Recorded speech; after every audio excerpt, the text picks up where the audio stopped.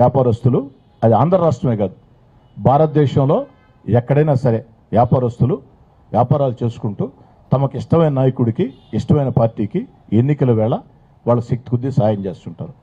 దానికి రాజకీయ నాయకులు సంతోషపడుతూ ఉంటారు.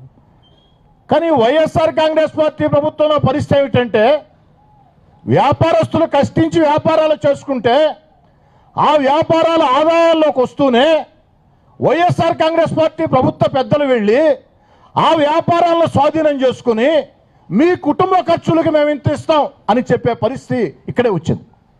నేను మళ్ళీ చెప్తూ ఉన్నా, వ్యాపారస్తులు కష్టించి వ్యాపారాలు చేసుకుంటే వ్యాపారాల్లో మంచి ఆదాయాలు వస్తూ ఉంటే ఆ వ్యాపారాలని వైఎస్ఆర్ కాంగ్రెస్ పార్టీ ప్రభుత్వ పెద్దలు, ప్రభుత్వ నాయకులు స్వాధీనం చేసుకుని వారిని తరిమేసి వారికి మీ కుటుంబాల ఖర్చులకి ఇదిగో డబ్బులని వీళ్ళు ఇచ్చే పరిస్థితి. ఇది ఎక్కడ న్యాయం అర్థం కావట్లేదు. ఈరోజు సిలికా ఉంది. సిలికా నమ్ముకున్నటువంటి ఊడూరు సోదరులు ఎంతోమంది గత ఎన్నికల్లో వైఎస్ఆర్ కాంగ్రెస్ పార్టీ కోసం కష్టం చేశారు. ఎన్నికలైన వెంటనే సిలికాని వైఎస్ఆర్ కాంగ్రెస్ పార్టీ పెద్దలు, వైఎస్ఆర్ కాంగ్రెస్ పార్టీ అగ్రనేతలు, వైఎస్ఆర్ కాంగ్రెస్ పార్టీ అధినేత మొత్తం స్వాధీనం చేసుకున్న పరిస్థితి. అదేవిధంగా ఇసుక ఏం జరిగిందో మీకు తెలుసు. ఇసుక ఎవరు చేస్తున్నారో మీకు మొత్తం కూడా తెలుసు.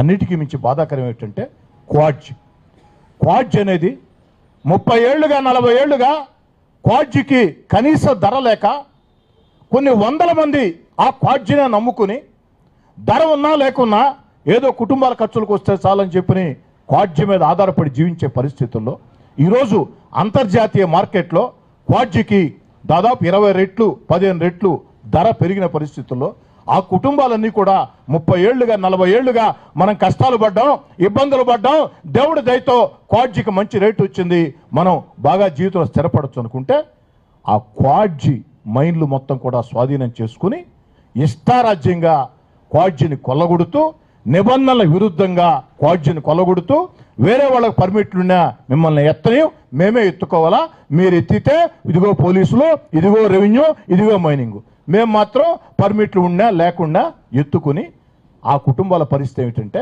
ఎంత దారుణం అంటే, మీకు 2000 ఇస్తాం టన్నుకి.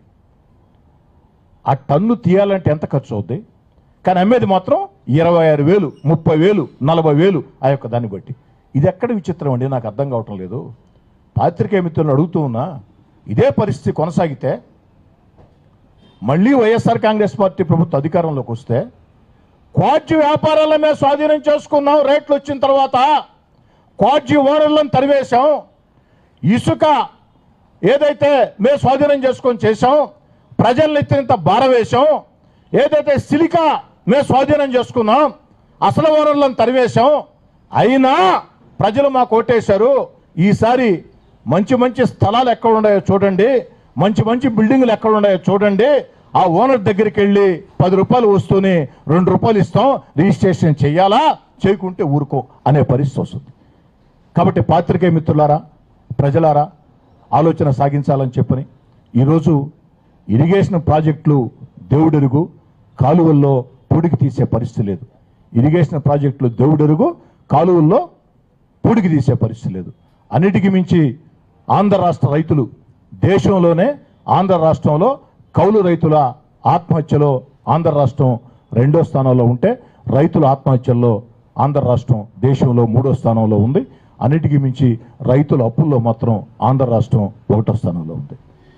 కాబట్టి ఈ పరిస్థితుల్లో ప్రజలందరూ ఆలోచన చేయాలని చిట్ట చివరి మాట, ఇటీవల కాలం 4 రోజుల నుంచి చాలామంది వైఎస్ఆర్ కాంగ్రెస్ పార్టీ ఎమ్మెల్యేలు, ఎంపీలు మీడియా ముందుకు వచ్చి తమ బాధలు చెప్పుకుంటూ ఉన్నారు, మాట్లాడుతూ ఉన్నారు.